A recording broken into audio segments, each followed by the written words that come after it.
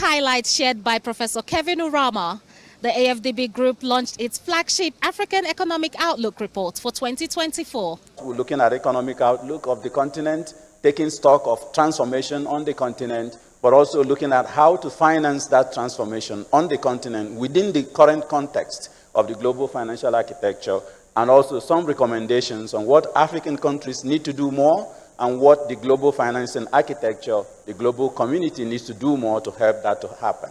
Africa has a strong competitive advantage owing to its relatively big and youthful population compared to other regions. However, it is yet to fully exploit this window of opportunity. In his remarks, Dr. Akinwumi Adesina, the president of the African Development Bank Group, addresses this issue. There are a number of structural issues we have to deal with. Energy, top of it. Agriculture, top of it. We have to make sure that our growth is also delivering value for the youth and for the women. We don't eat GDP. It doesn't matter how great that GDP is. We have to make sure that it's creating jobs, quality jobs. And I've said it, migration in Europe is not Europe's problem. It's our problem.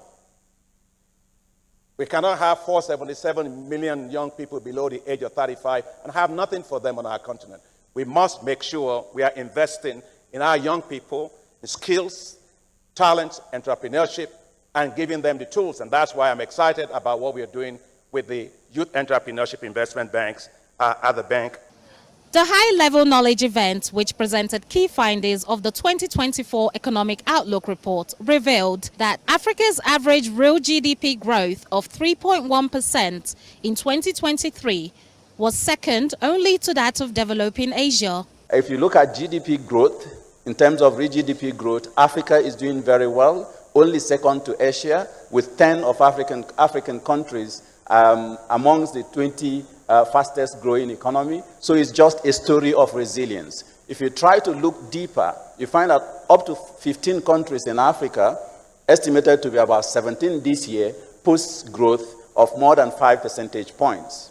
But we know that that 5% or 4% or 3.8%, 3.1% we have this year is not enough to drive structural transformation on the continent. Our estimates is that Africa needs 7 to 10% of growth consistently for about 40 years before we can break the vicious cycles of poverty. The growth outturn for Africa was, however, lower than the previous year's 4.1%. This was due to persistently high inflation, weak global demand for the continent's exports, heightened exchange rate depreciations, impact of climate change, and pockets of political instability in some countries. And in this slide, just to show that this growth trend that we are seeing in terms of real GDP growth is also divergent across the countries depending on structures of economies in the regions, but also exposure to shocks, that how they can be able to bolster all the global challenges that the president had already pointed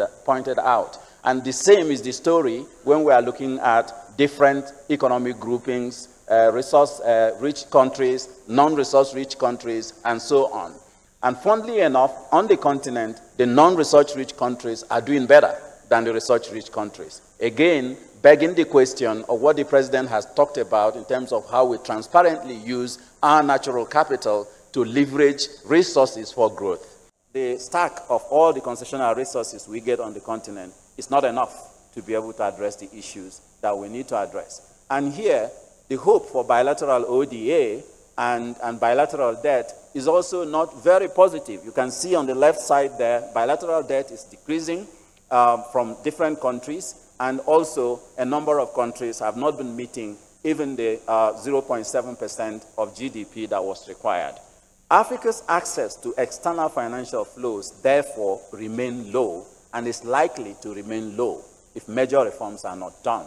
The World Bank and the African Development Bank alone constitutes almost 70% of MDB resources coming to the continent. The support has remained constant, even when the higher cost, shorter term private sector financing has been growing and complicating the debt architecture of the continent.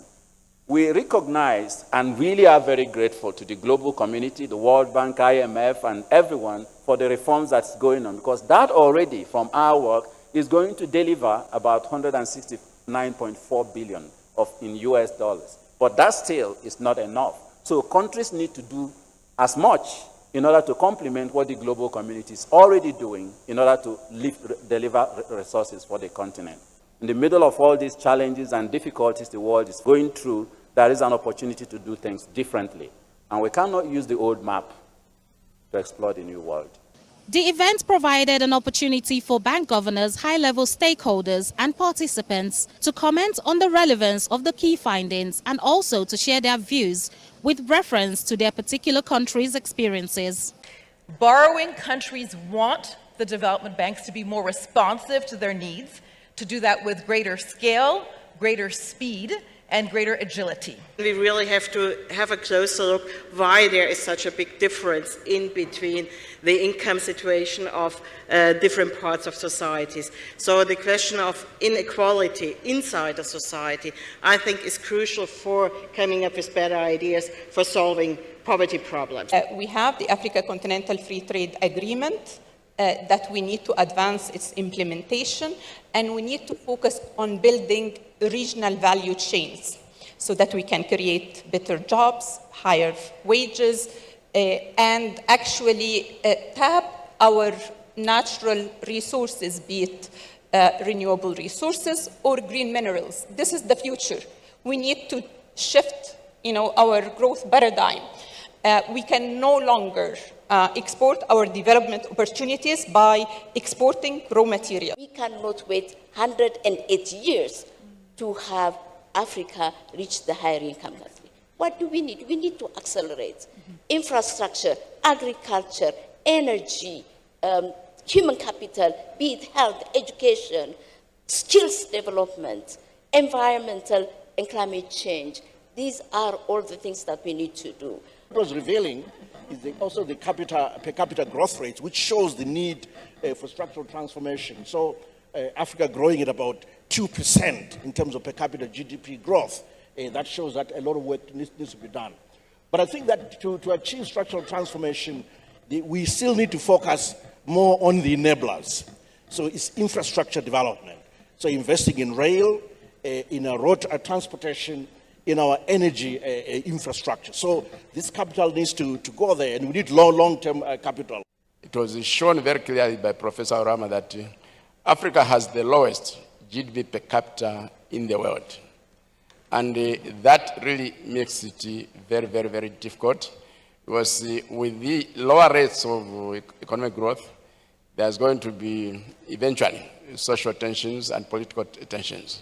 And hence the importance of accelerating the pace of economic growth. How do we protect that growth? Because it's a strong signal for economic recovery. How do we protect it? And that is something that actually this report is telling us, these are the things you need to do, but it's also telling the East African and other regions that growth that you have, and you believe that it is a strong recovery coming in, but fragile because of the factors facing us, you need to come up with a structure to protect it so that the future, it creates a momentum for future. Success begets success. Integration, which is one of the high fives of the bank. There are examples which abound in our region, about the difficulties with integration. And this explains why countries like Niger, Burkina Faso, and Mali are withdrawing from ECOWAS, which was unable to play its role, and now they want to establish the Alliance of Sahel States. Why? It is this objective which led to pooling efforts so that we can defend ourselves. We are talking about insecurity and terrorism in the region.